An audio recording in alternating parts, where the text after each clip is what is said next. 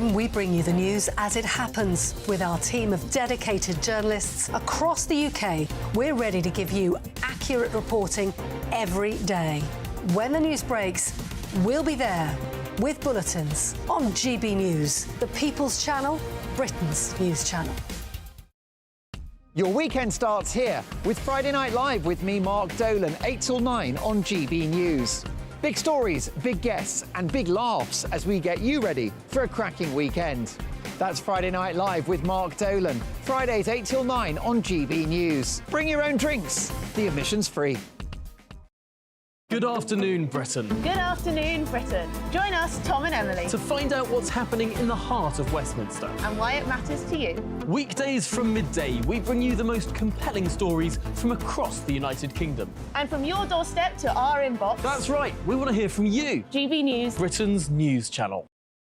Big news, big debates, big opinion. Patrick Christie's Tonight is the week's biggest show. Every weekday, 9 to 11 p.m, we've got the inside track on the day's top stories. There'll be sharp takes you won't get anywhere else. We will set the news agenda, not just follow it, and I want to bring you along for the ride.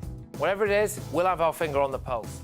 It's news, but it's this close to entertainment. Patrick Christie's Tonight, 9 to 11 p.m, only on GB News, the People's Channel, Britain's news channel.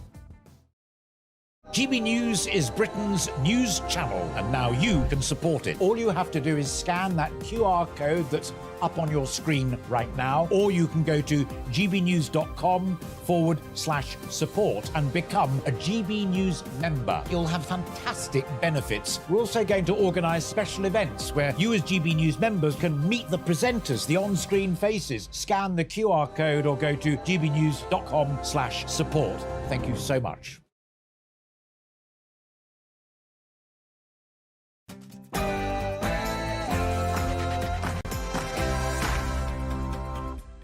Hello there and a happy Friday to you. Coming up tonight, the boss of NatWest has sparked outrage, I tell you, by claiming it's not that difficult to buy your first house. Apparently, all you need to do is save. Is he right or not? And of course, we were promised, wasn't we, that when we left the EU, we'd have a high-skilled, highly selective immigration system which would turbocharge our economy. Yes, it sounds great, doesn't it? But was it actually ever delivered? And get this, a supermarket in France has stopped selling products like Pepsi in order to protest against their unacceptable price rises. So I'm asking you, should UK stores follow suit? Is it down to a supermarket to decide what we are and not able to buy? Or is this action something which will finally help stamp out food price inflation? You tell me. And last but not least, almost half of young people apparently don't drink alcohol. But what about us oldies? Do you reckon we have an unhealthy relationship with booze?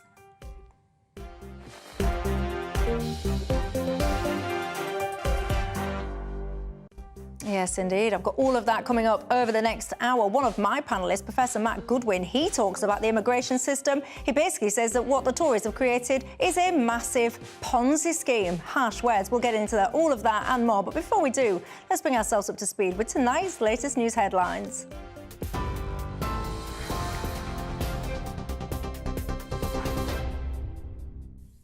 Michelle, thank you very much, and good evening. I'm Sam Francis in the GB newsroom. The headlines at 6. Flooding across parts of England has been described as pure hell. That's as hundreds of warnings remain in place across the country in the wake of Storm Henk. In Nottinghamshire, a senior councillor has said that some residents have been affected by floodwaters there 3 times in just 3 months. More than 1,000 properties across the country remain flooded after heavy downpours this week. And a cold weather alert has been issued by the UK Health Security Agency as temperatures look set to plummet at the weekend. The man who chaired the government's net zero review has said that he will resign as an MP as soon as possible. Chris Skidmore plans to step down when Parliament returns next week because of new legislation that he says clearly promotes the production of new oil and gas. The government, though, says that the planned expansion of new fossil fuels in the North Sea is vital to achieve energy security plans. The NatWest chairman is rowing back on comments he made on the radio this morning when he suggested that it was easy to buy a house. Sir Howard Davies told the BBC that those wishing to get on the property ladder needed to save their money. He now says that he recognises the challenges to owning a home and he will reflect on what he called easier access to mortgages.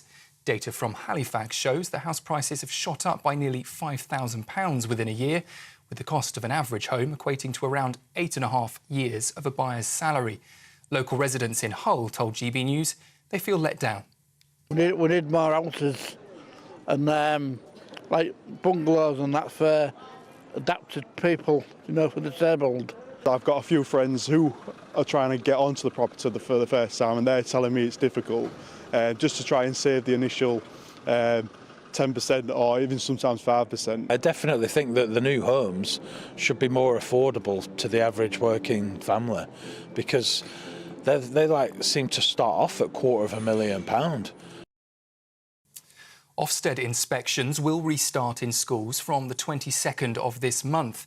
The announcement comes after they were halted to ensure inspectors received mental health training.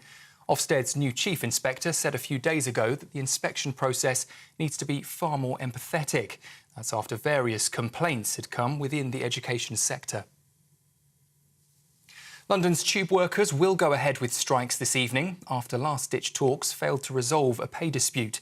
The action will begin at 6 o'clock tonight when maintenance train workers at Ruislip Depot walk out for 24 hours.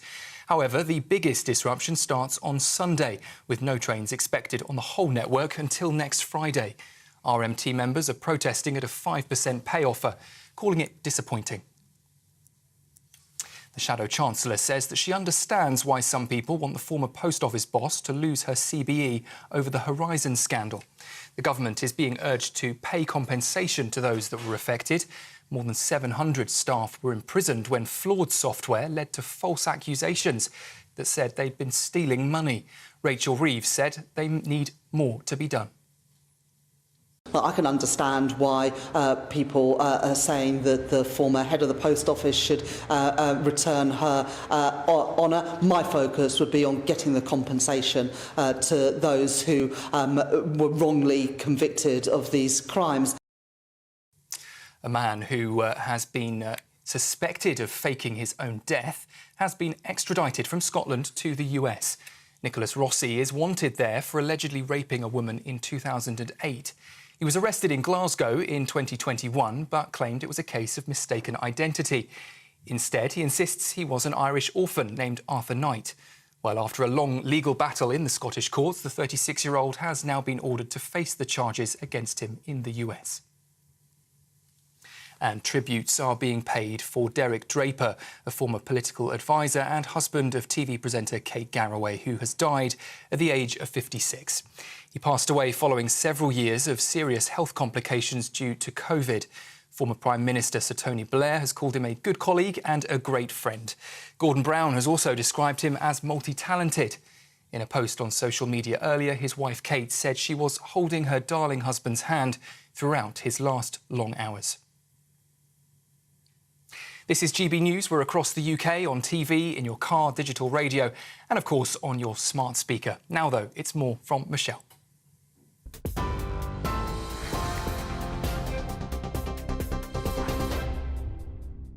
Thanks for that, Michelle. Dewbs with you till 7 o'clock tonight. Alongside, we've got the Professor of Politics and International Relations at the University of Kent, Matt Goodwin, and the trade unionist and broadcaster, Paul Embry. Good evening to both of you. Very sad news there, that last story about Derek Draper. Of course, our thoughts are with Kate Garraway and all of her family. Another story as well that caught my eye in those headlines is that conversation about Paula Venables. Lots of people saying she should be stripped of the CBE.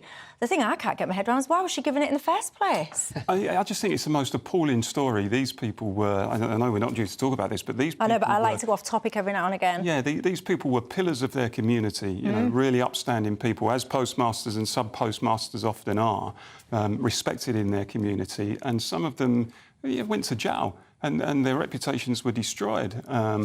And you think, you know, you look at ministers and you think it was on their watch. What were they doing at the time? You know, there were people who were campaigning about this at the time, and ministers, the likes of Sir Ed Davey, apparently just turned a blind eye to it. I think it's one of the worst national scandals I've seen for years. It is. It's one of the biggest miscarriages of justice, certainly, isn't it? What do you make to all that?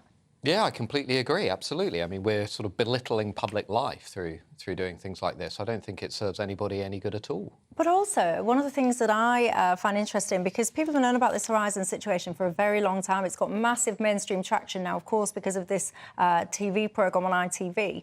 But still, these people are still fighting for some of the compensation that they're owed.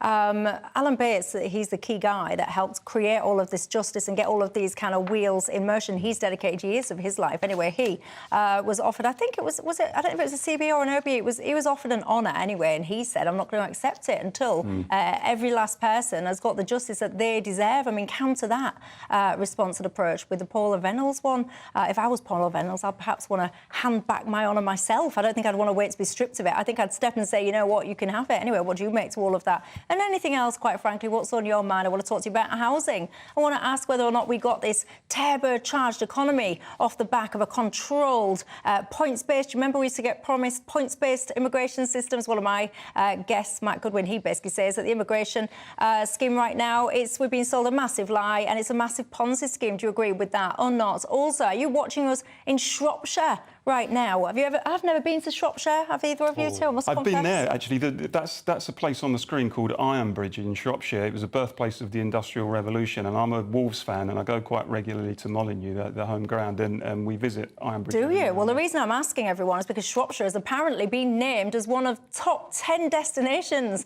for holidaymakers this year. It's the only UK location to be featured in that list alongside the likes of Vietnam and Zambia. So if you, it's not my list, I didn't make the rules. If you're in Shropshire, do you second that? Are you sitting there going, yes, everyone, come down for your holidays? I've never been. Maybe I should have it on my bucket list after all. So there you go. Anyway, back on track. I got myself back on track of what I'm supposed to be talking about. It shows me over now. I know, yeah, it's on the downstairs of the pub, quite frankly. But anyway, the chairman of NatWest, Howard Davies, he has caused a little bit of upset today. He was speaking on Radio 4. He was asked a question about how hard it is to get on the property ladder. Let's listen to what he said. I don't think it's that difficult at the moment, but to buy a house in this country. Well, are we living in the same country? Or are you reporting from overseas? You have to save, and that's the way it always used to be. Well, there you go. I mean, he has rode back on that a little bit, I have to say. But what do you make of his comments today, Matt? Yeah, I mean, I write a lot about out-of-touch elites in politics and business, and there's sort of every week goes by, they say something more idiotic, and this was another example of that. If you look at house prices over the last 20 years, they've gone up considerably. Wages have also gone up, but much more slowly. And so the amount of money that people need to put down for houses has also risen. I'd be interested to see what my students at the University of Kent would make of these comments, because unless you've got a rich mum and dad, you're basically needing to get somewhere between £60,000 and £110,000, £120,000 if you live in London, just to get onto the housing ladder. So the idea that this is like it always was, or this is as easy as it always was, I think is for the birds. And, you know, the reality, Michelle, we're going to come back and talk about this, I know, is that many of those kids are also getting pushed out of the market by this excessive demand for housing, both for rental and to buy a home from migration. To give you one stat, I'll give the viewers one stat to think about.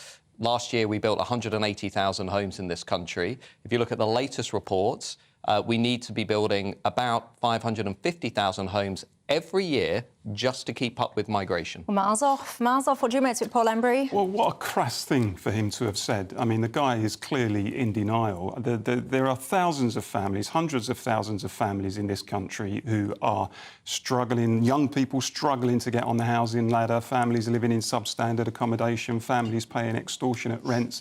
And the chief executive or whatever it is of NatWest makes a comment like this. And I agree with Matt. I think it shows how out of touch some of the elites are when they don't understand the real stresses and strains that are afflicting everyday people in this country. And the truth is, it's a national scandal. We have got a chronic housing shortage in this country. We do not build anything like the number of council homes we used to. If I could have my way, we would have a massive social housing programme in this country. The post-war Labour government in 1945, when this country was on its knees, built 1 million council homes in one parliamentary term. One parliamentary term. Would you keep those council homes for British people?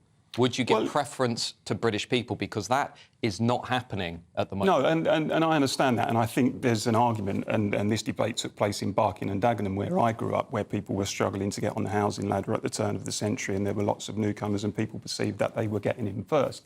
So I think there's an argument to say, look, there's what you might call a loyalty bonus to the area or something, where, you know, you get preferential treatment. But I wouldn't want to be sidetracked about that, Matt. For me, that isn't the biggest issue. The biggest issue for me is, why is it that we don't build council homes anymore? Why is it, when we've got such a housing crisis in this country, and we've got the skills to be able to do it, we've got the materials, we've got the builders, and yet we don't build the houses that we need? Well, I just think people have taken their eye off the ball. I think we've completely withdrawn from the idea that the state can do anything. I think that there's been an ideology in the last 30 years in this country that says government is no better than a necessary evil. Everything needs to be outsourced. Everything needs to be privatised. You know, if you've got a problem, you know, you privatise the railways, for example. That will deal with any problems you've got on the railways. If you've got a housing problem, I'll just allow all the private developers to build houses. And I think that ideology where, you know, rolling back the frontiers of the state's no good for anything, the government's no good for anything, has led, I think, to the kind of undeveloping country that we've turned into. And I think that the chronic lack of housing is a big part of that, and one of the big reasons for it is exactly what I'm saying. We don't just need to build more housing, though, do we? We need to build more housing.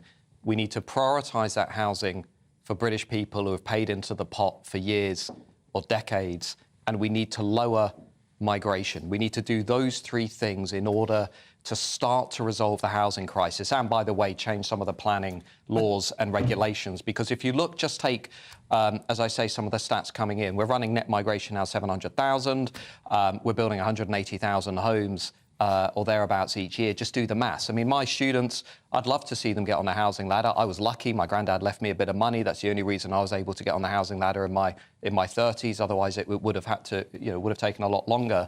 But today, you know, anybody out there who's tried to rent an apartment recently knows this. Anybody out there who's tried to buy a home recently knows this. You're turning up with 20, 25 other people, often people that, to be blunt, weren't born in Britain and are not from Britain. But those people still need to be housed, though, Matt. Yeah, those people still need to be housed. They need to be housed, but fundamentally, Paul, British people need to be housed first. Right, that is fundamentally what needs to happen. Right, let's address that stat, because last time you was on with me anyway, we had this conversation. I'm good to see I'm so memorable, I like that. But we had this conversation about people that was in social housing and the demographics of them and all the rest of it. It all went viral on social media, didn't it? So what was the point that you was making? Do you remember? Yeah, I remember crystal clear. Most people don't know this. So if you look at social housing in London, not across the country, about 48%, close to half of all social housing in London, goes to households that are headed by somebody who was not born in Britain. Personally, I don't think that's a sustainable situation. I don't think it's the right situation. I think we need to revert to a model of social housing that gives clear preference to people who have been in the country for a long period of time, who have paid into the collective pot. And we need to, I think, stand back and think about this housing crisis in terms of where population growth is going. Give you one stat, right? If we keep doing what we're doing in this country, by about 2045, which really isn't that far away, we're going to have about 10 cities the size of Birmingham.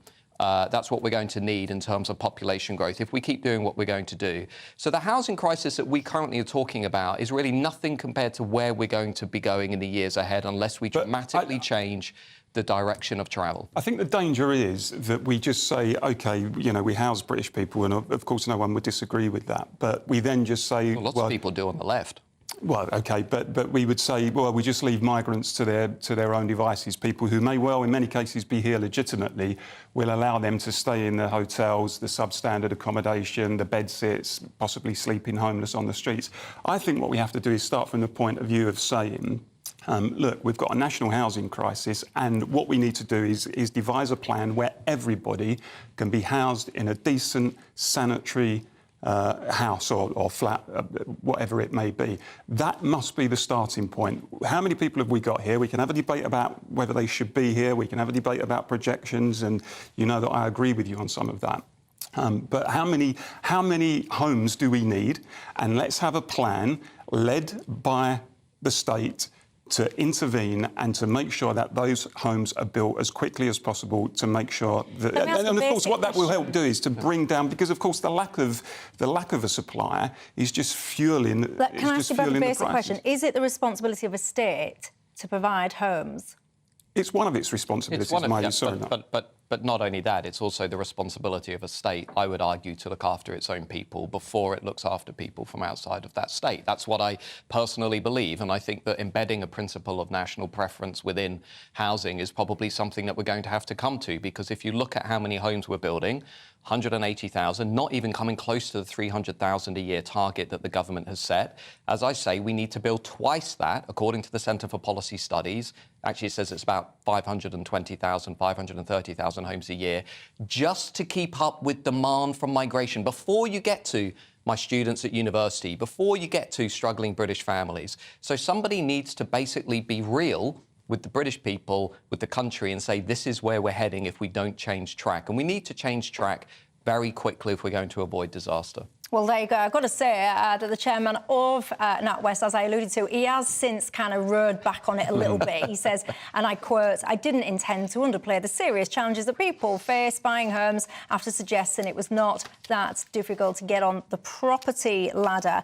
Tilly says NatWest, once again, that proving that they are just a bunch of bankers. Read into that what you will.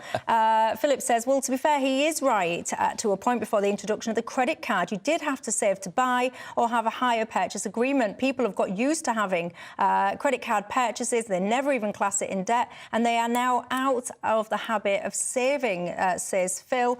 Why aren't we building any houses, asks Carol. That is the key question. I'd love to know who has got the answer to that, because surely people in power, whoever you are, you can't be so dim as to not realise that there are not enough houses being built. So what is the answer as to why it's not happening? Simon says there's a really simple answer in all of this, Michelle. Do not live in London. Many people getting in touch, telling me your stories about how you saved and how you went without to afford your first properties. You're asking, why shouldn't other people have to do the same? Well, there you go. Let me know your thoughts on that one coming up after the break.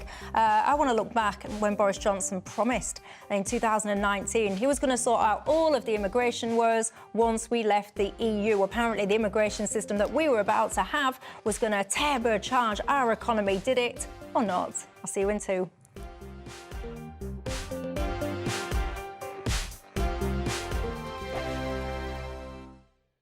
Good afternoon, Britain. Good afternoon, Britain. Join us, Tom and Emily, to find out what's happening in the heart of Westminster and why it matters to you.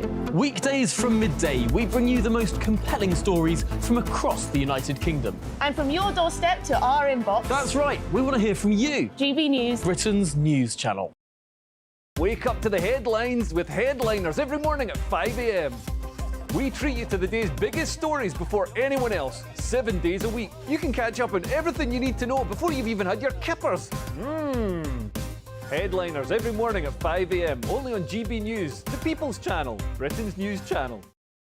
GB News, unlike other broadcasters, isn't obsessed with the London-Westminster bubble. We think there's a nation beyond the M25, and that's why we talk about the issues that matter across the land. Join me on State of the Nation, 8 to 9 o'clock, Monday to Thursday, on GB News. Daisy's listening, and you should too. In the GB Newsroom, we bring you the news as it happens. With our team of dedicated journalists across the UK, we're ready to give you accurate reporting every day. When the news breaks, we'll be there with bulletins on GB News, the People's Channel, Britain's news channel. Big news, big debates, big opinion. Patrick Christie's Tonight is the week's biggest show. Every weekday, 9 to 11 p.m, we've got the inside track on the day's top stories. There'll be sharp takes you won't get anywhere else. We will set the news agenda, not just follow it, and I want to bring you along for the ride. Whatever it is, we'll have our finger on the pulse. It's news, but it's this close to entertainment. Patrick Christie's Tonight, 9 to 11 p.m, only on GB News, the People's Channel, Britain's news channel. Your weekend starts here with Friday Night Live with me, Mark Dolan, 8 till 9 on GB News. Big stories, big guests and big laughs as we get you ready for a cracking weekend. That's Friday Night Live with Mark Dolan. Fridays 8 till 9 on GB News. Bring your own drinks. The admission's free. Tired of the usual focus-tested, pre-prepared Westminster runaround? Well, so am I. So you want higher taxes? Is your department to blame for this? Are you rethinking this policy? Every Sunday at 9:30, I'll be sitting down with those in power to get the truth about the issues affecting you. Let's be honest, we've known about the cost pressures of this project for years, not months. That's the Camilla Tominey Show, a politics show with personality. On GB News, the People's Channel, Britain's news channel.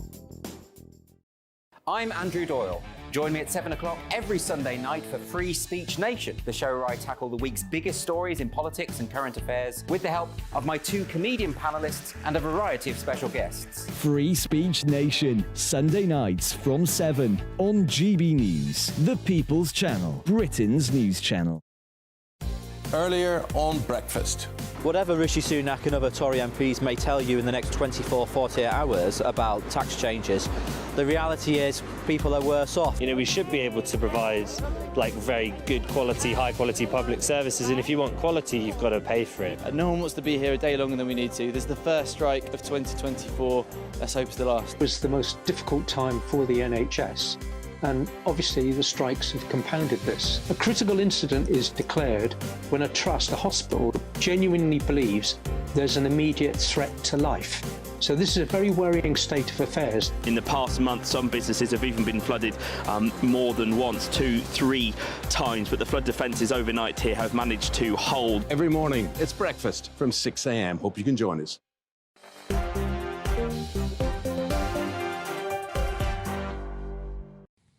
Hi there, I'm Michelle Dewbs. I'm keeping you company till 7 o'clock tonight. Alongside me, I've got Matt Goodwin and Paul Embry. At the start of my programme, I was showing you Shropshire. Apparently, it's been nominated as one of the best places to visit in the UK. In fact, it was the only UK place on the list. It was other places like Vietnam and Zambia.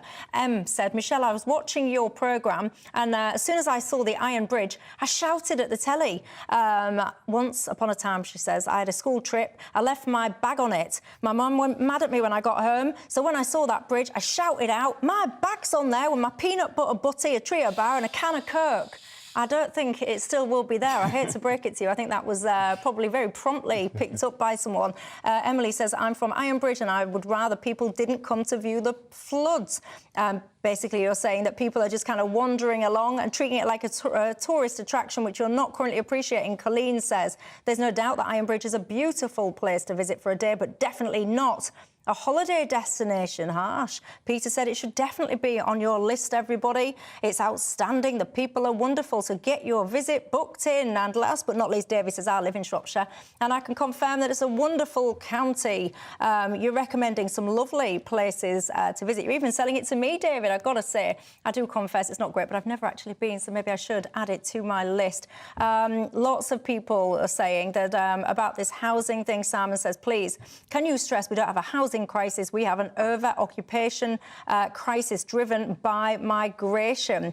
Catherine says, we're not building enough houses because land has been bought over the years by companies and only been released slowly, she says, to keep those prices high. What do you make to that? Well, anyway, lots of you then alluding to the rise in population and why perhaps that is to blame for some of the housing situation. Let's cast our mind back then, shall we, to summer 2019. There was lots of talk from Boris Johnson, do you remember, in advance of the election, about what immigration could perhaps look like. Let's remind ourselves. The immigration system must change. For years, politicians have promised the public an Australian-style points-based system, and today I will actually deliver on those. Did he? Is that what we've got? Have we got this turbocharged economy because of these high-skilled, well-controlled immigration systems in this country? I'm laughing because we all know it's not true.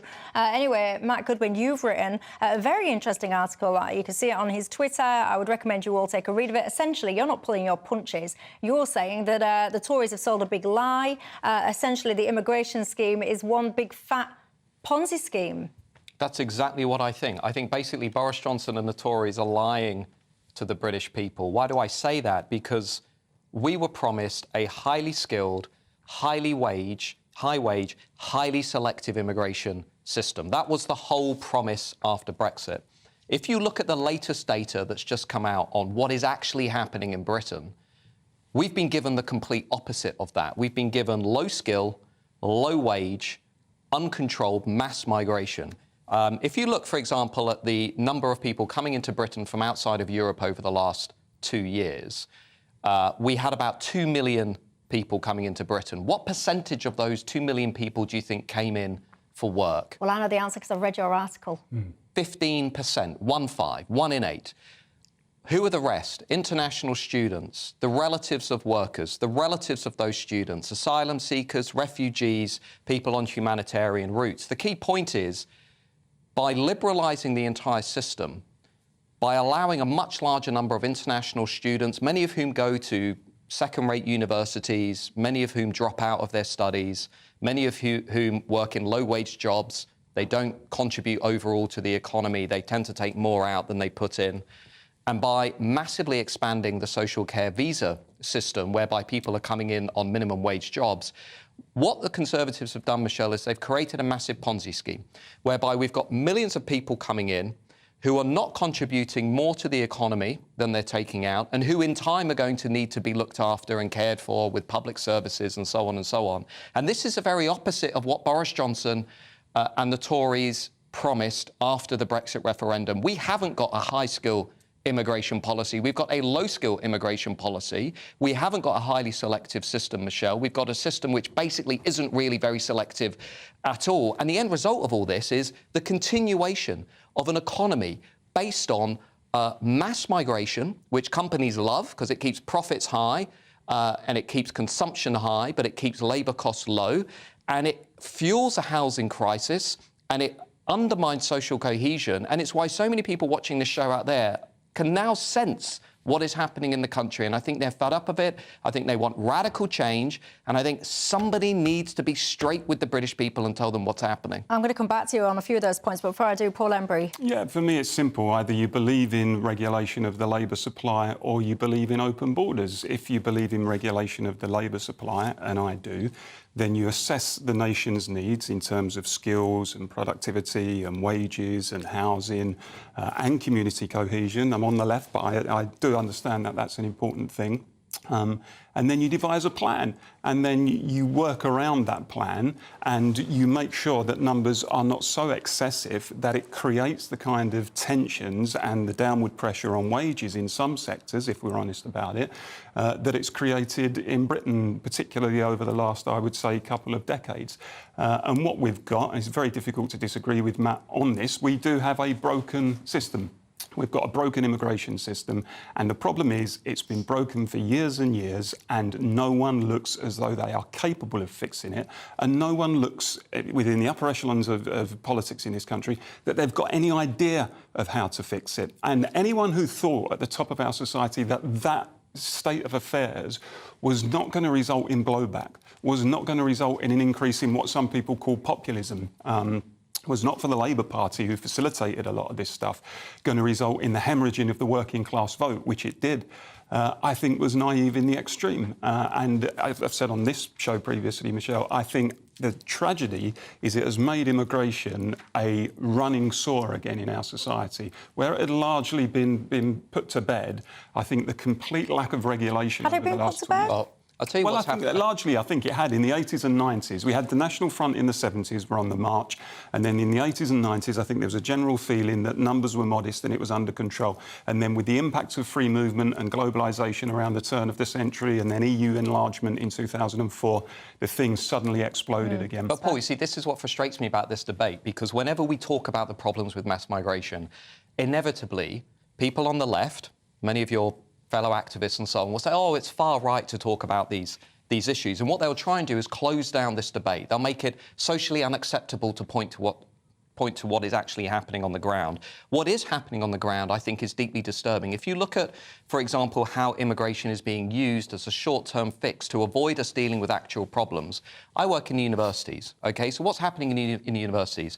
People out there think international students, great, they're going to Oxbridge, they're going to become scientists, they're studying PhDs. That's not what's happening. Most of the people coming over are doing one-year courses, MA courses at second- or third-rate universities. They're bringing relatives with them.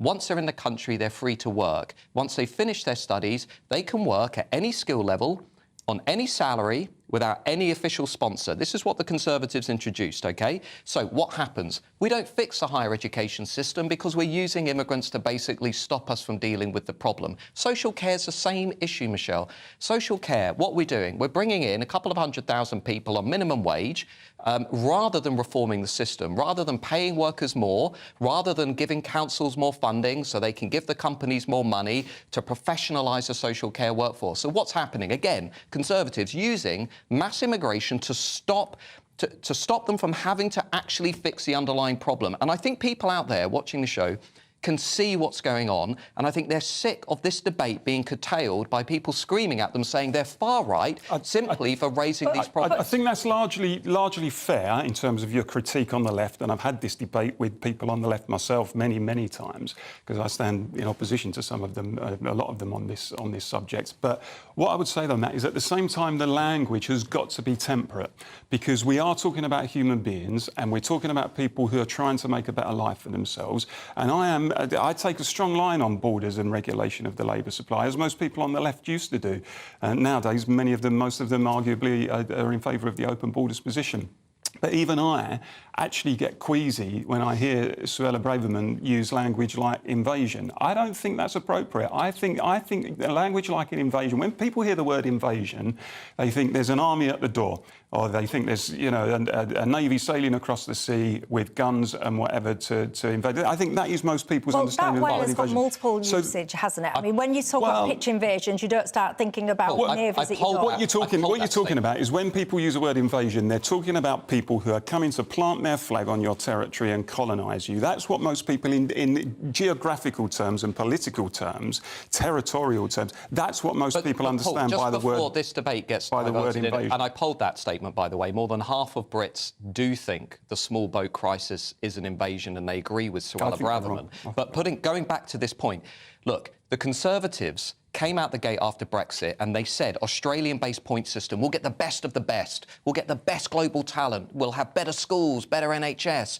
and we'll get rid of unskilled, uncontrolled immigration. We now know, in 2024, looking around Britain, that was a lie. It was a big Tory lie. I've written about it in detail. I urge people to read it. We need leaders who are honest with British people. We need leaders to tell the truth. Right, but hold on, because if James Cleverly was sitting here now, he would say... I'd love that. He would say that lots of the points that have been made there about students bringing over the dependents and all the rest of it, he would acknowledge was an issue. Suella Braverman, she announced changes back in May last year. Some of them came into force in January this year, which meant that actually a lot of what you're talking about, students bringing people over en masse, that will now massively be restricted to things like PhDs. The skills shortage occupation list, that will be shrunk down. The 20% discount will be removed. Michelle, hang on. He will be going on and on. You know, and you know like what I'd say to James Cleverly if he was here? What? Right, firstly, what he said is international students and their dependents will be limited unless they're studying research degrees. So what they're going to do and what the universities are going to do is change the master's programmes and say, well, these are one-year research degrees. It's not going to change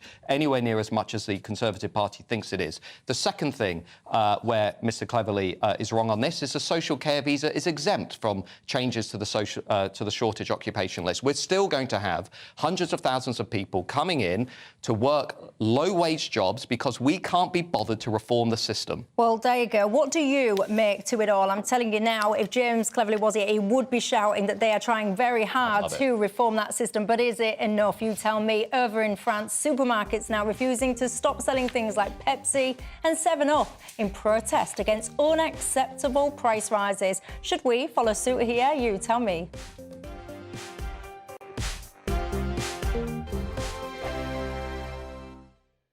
Your weekend starts here with Friday Night Live with me, Mark Dolan, 8 till 9 on GB News. Big stories, big guests and big laughs as we get you ready for a cracking weekend. That's Friday Night Live with Mark Dolan, Fridays 8 till 9 on GB News. Bring your own drinks, the admission's free.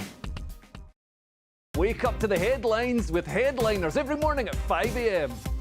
We treat you to the day's biggest stories before anyone else, 7 days a week. You can catch up on everything you need to know before you've even had your kippers.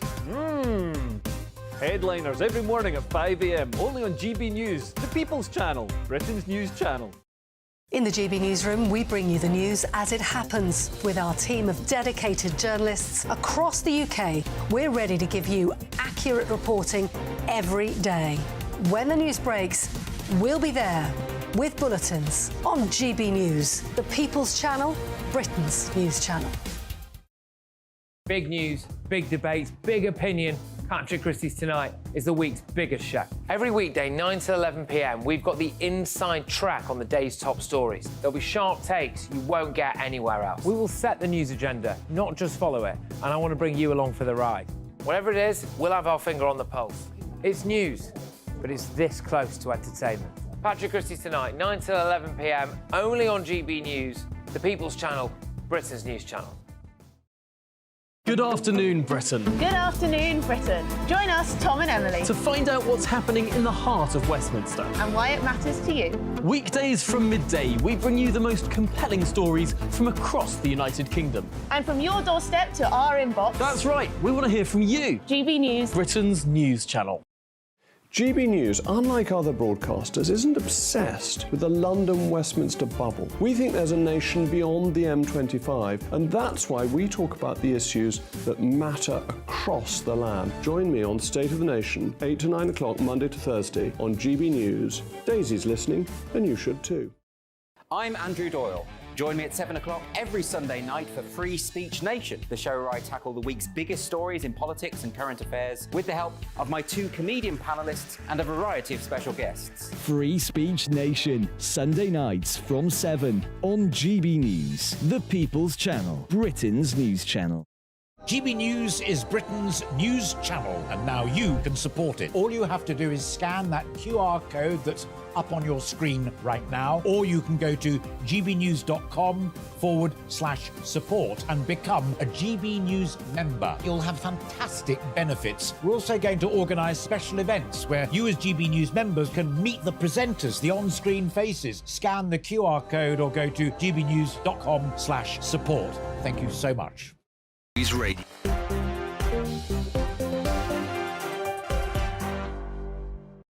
Hello there, this is Dewbs & Co with me, Michelle Dewberry, till 7, alongside me, the Professor of Politics and International Relations at the University of Kent, Matt Goodwin, and the trade unionist and broadcaster, Paul Embry. I can tell you now that immigration conversation has got you talking. I'll bring in some of your responses before the end of the programme, but for now, a supermarket in France has removed products such as Pepsi and 7-Up from its shelves. They're saying this is because of unacceptable price rises. Other places like Germany and Belgium, apparently, they are doing similar. We all know by now that the food inflation, etc., has been going through the roof. So is this something, a strategy that perhaps supermarkets here, Paul, should follow? I've got some sympathy with what they're doing. I don't normally come out in favour of big chains and corporations, but why not? If they feel that people are being exploited and that the customer's being exploited and that they themselves possibly are being exploited by what some people have termed greedflation, which is people profiteering, and the Bank of England have recognised that that is actually a thing, greedflation, people keeping their prices high.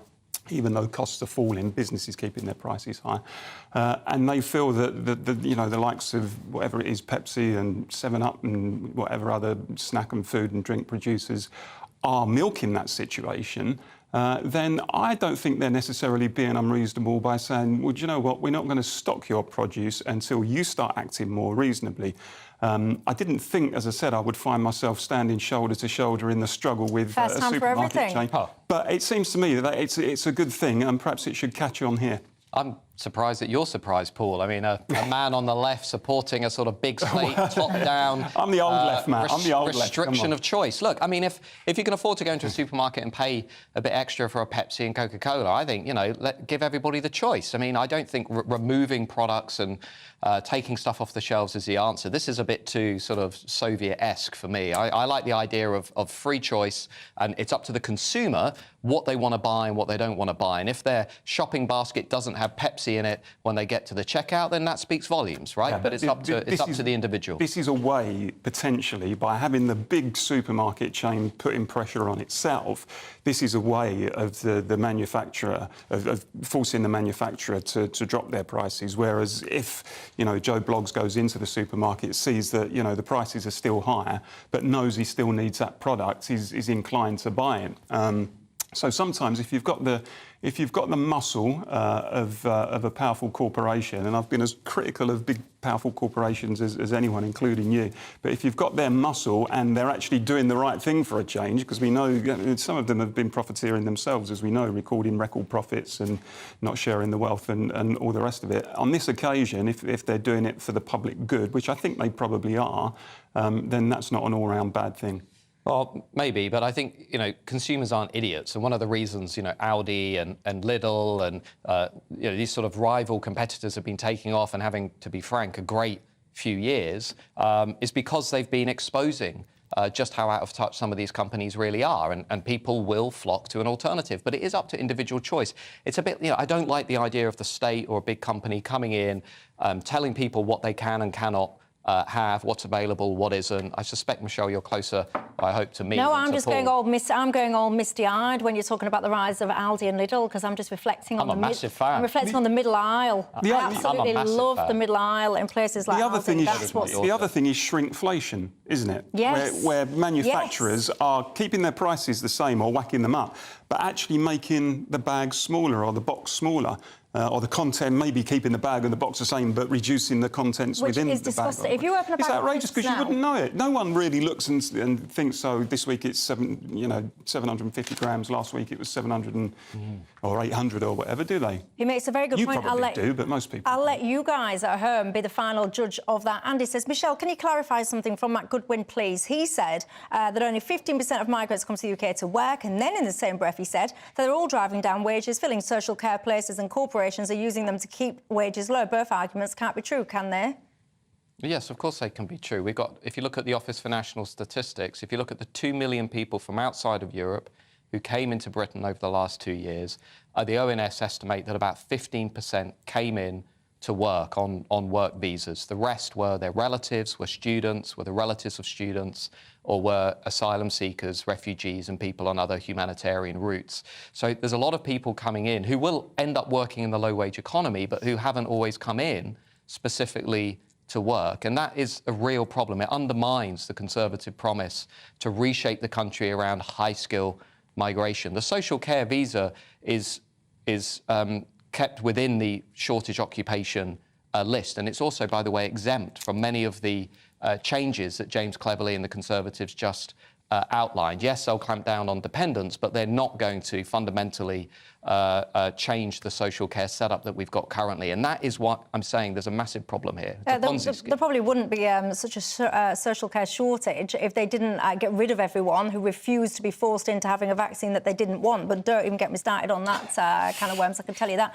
Also, as well, one of the things that we always gloss over on this, when we talk about things like social care vacancies, we talk about, you know, like low-skilled wages, cheap wages, low-skilled workers, I always think it's pretty disgusting that care in this country is regarded as such a low-skilled, low-wage thing. Is there anything more important than taking care of people that actually really need the care, our loved ones? That vocational work, as you're absolutely right, that vocational work has been completely downgraded in the public psyche, and partly, I think, because of Tony Blair's thing all those years ago, 50% of young people must go to university. So university was 75% now. Seen as, you know, the option for people who were intelligent and successful and aspiring, and anyone who did sort of menial jobs or manual work, even if it was skilled work, was looked down upon.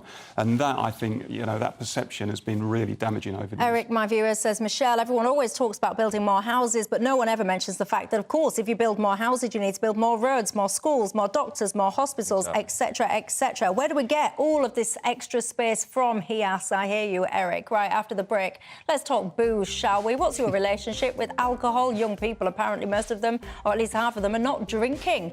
Do you drink? Do we have a healthy relationship with alcohol in this country or not? You tell me.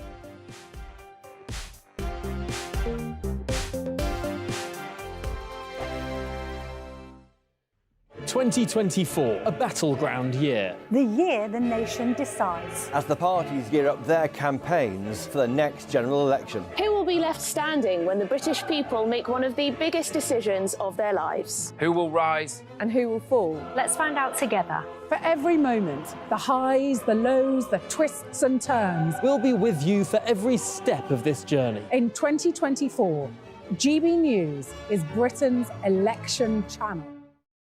Good afternoon, Britain. Good afternoon, Britain. Join us, Tom and Emily, To find out what's happening in the heart of Westminster. and why it matters to you. Weekdays from midday, we bring you the most compelling stories from across the United Kingdom. And from your doorstep to our inbox. That's right, we want to hear from you. GB News, Britain's news channel. Every Sunday from 11, join Michael Portillo. There will be topical discussion, looking at the week before and the week to come. So kick back and relax at 11 a.m. on Sundays on GB News with me, Michael Portillo. GB News, the People's Channel, Britain's news channel. Your weekend starts here with Friday Night Live with me, Mark Dolan, 8 till 9 on GB News.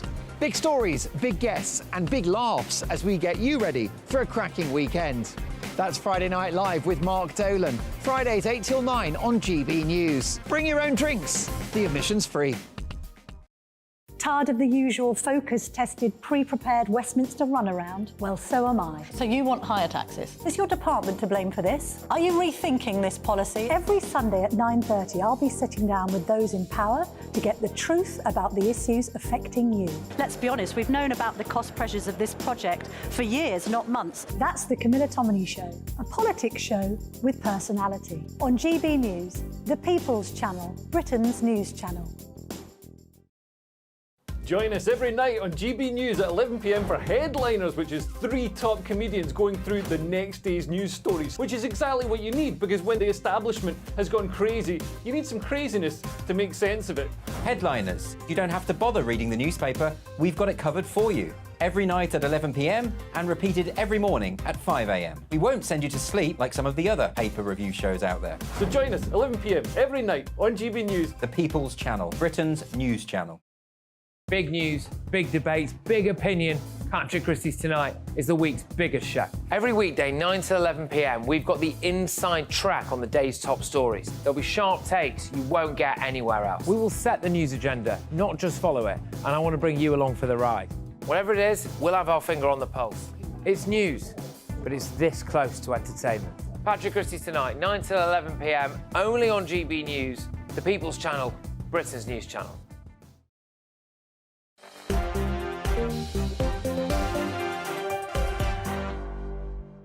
Hello there, this is Dewbs & Co with me, Michelle Dewberry, till 7, the Professor of Politics and International Relations at the University of Kent, Matt Goodwin, alongside me, as is the trade unionist, and Paul Embry. Trade unionist and Paul Embry? I meant to say trade unionist and broadcaster, Paul Embry.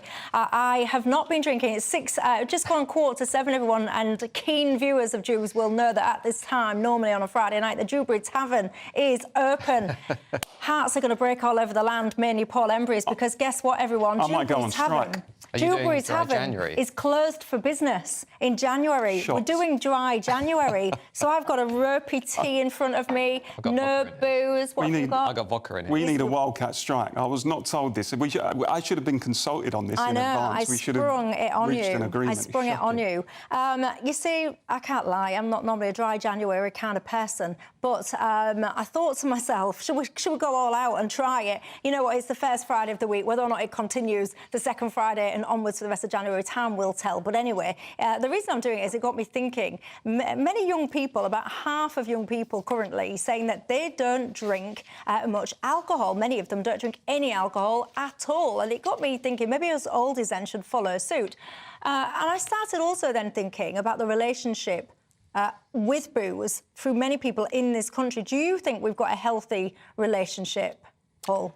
I think it depends on the individual, to be honest. I think booze can be a great social lubricant. It can help you network. It can, pubs are community hubs, or, they once were, maybe not so much now. I went to one of my local pubs on Boxing Day. It was absolutely packed. There was a wonderful atmosphere. There was a real feeling of togetherness. And you got the sense that there was a real feeling of community within the walls there. And when you look at the number of pubs that are closing, I think we're losing a lot of that, those common bonds that bind us, and pubs are part of that. But at the same time, we have to be alive to the damage that alcohol can cause. And, I shudder to think, for example, at the number of women who have suffered domestic abuse at the hands of their husbands who, come home from the pub and decide to get a bit handy because they've drunk too much. So we do need to say at the same time that it can be a social evil. But like all things, good in moderation. Yeah, I mean, I'm doing dry January as well, and Are you feeling the better right down sleep in yet? my estimation. No, I'm waiting for that to kick in. I'm sleeping worse than I ever have Yeah, because me my too. 3-year-old has got out of the habit of sleeping the whole night in his bed, so now he's constantly waking me up. So, yeah, despite dry January, no, I'm not sleeping at all. Yeah, I'm not getting great sleep. I'm waiting for that to kick in. Apparently, that's a 2-week mark. Then Oh, you right. sleep because of habit. So you're expecting people to sympathise with this, by the way? What strikes me about the research that got us talking about this, almost half of Britain's youngest drinkers, my students, for example, are turning down alcohol for low or no alcohol alternatives. Now, I've tried some of the 0% beers, and I have to say, I quite like them. Do you? I quite like sitting there with a 0% beer, you know, feeling quite good about myself. But your point, Paul, about pubs closing took my mind to an academic study which found, interestingly, that in communities where pubs had recently closed, support for the UK Independence Party and Brexit was higher. Was and it? The paper suggested that the collapse of these community hubs, the collapse of community spirit, was in some way finding its expression in people voting for this radical political alternative because they felt that they were losing something that they cherish. So I think there's something in this about the closing of pubs and that doesn't surprise me. But we need to be aware, by the way, dry January is going to put pressure on already hard-pressed pubs. So I would say to people, look, still go to your pub. Even if you have a soft drink and a packet of crisps, still go because pubs need the custom. Very true as well. In some places, I would suspect that some young people, one of the reasons they're not using alcohol is because they've turned to things like cocaine, but that is perhaps a conversation for another day. Della says, Michelle, just because you don't want a drink, it would have been polite to ask your guests if they wanted one instead of bullying them Here, Stella. into sobriety. Seconded. Is that you? Is that it was Della? Are you pretending to be Della, emailing me underneath the desk? Yeah, absolutely. Ken says, it's my weekend name. Dry January is dragging on a bit, isn't it? Says Ken, I understand what you're saying there. Andy says, Michelle, is not wrong with alcohol. It's fine in moderation. Many people are getting in touch again about the housing situation. Barry, he's a mortgage broker. He says, yes, you can get a mortgage as long as you've got a 5% deposit, but whether or not you can get the house that you want is a different question altogether. Or the rate also, that you want look as at well. this, everyone. I love my viewers. Phil in Shropshire. He has been in touch with me and offered me a visit to Shropshire. He's even sent me a postcard. Look at that. It looks very beautiful. I'm looking at this on a tiny screen, but I think that's a lone sheep take your tent. on the left. Yeah, You'll be in the tent with that sheep. I love camping. No, I absolutely love camping. I could do a whole programme. You mean glamping? No, I don't mean glamping. I could do a whole programme on the virtues of tent camping. I absolutely adore it. Anyway, look, I do go off on my tangents, don't I? But for now, I ain't got time for another one. That's all I have got time for. Paul, Matthew, thank you. More importantly, thank you at home. Have a good weekend. Lee Anderson up next tonight. A brighter outlook with Box Solar, sponsors of weather on GB News. Good evening, I'm Alex Deakin. This is your latest weather update from the Met Office for GB News. After a very wet start to the year, the weekend promises much drier conditions. It's also going to be turning a little bit colder. We're losing low pressure systems and replacing them with an area of high pressure that's likely to last for most of next week, bringing a lot of dry weather. A lot of dry weather, but it's not completely dry. Still pretty wet out there this evening over parts of northeast Scotland, some heavy showers over the Northern Isles, and there will be some damp and drizzly conditions affecting central and eastern England, and showers continuing to affect West Wales and Cornwall. But for many, it will turn dry and clear and cold.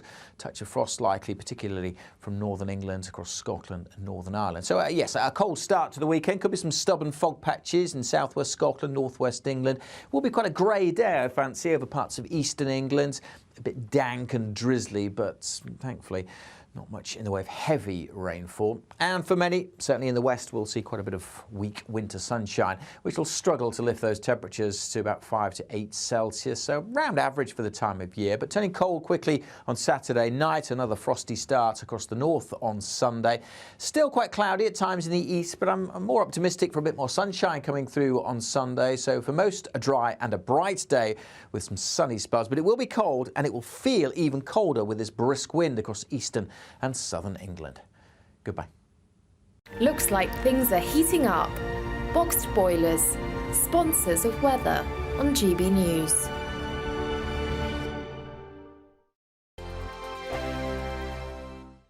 What you get for breakfast is something that, if we do our jobs right, you will wake up to news that you didn't know the night before. It's a conversation. It's not just me and Eamon. We want to get to know you, and we want you to get to know us.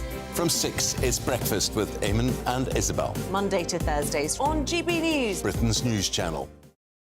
Have a great Saturday night with me, Leo Curse, on the Saturday Night Showdown. It's a crazy world out there, so come and make fun of it with me, my panel of comedians, and a couple of people who actually know what they're talking about. This Saturday Night Showdown is your front row ticket to the clown show every Saturday, only on GB News, the People's Channel, Britain's news channel. Your weekend starts here with Friday Night Live with me, Mark Dolan, 8 till 9 on GB News. Big stories, big guests and big laughs as we get you ready for a cracking weekend. That's Friday Night Live with Mark Dolan, Fridays 8 till 9 on GB News. Bring your own drinks, the admission's free. Now then, Lee Anderson here. Join me on GB News on my show, The Real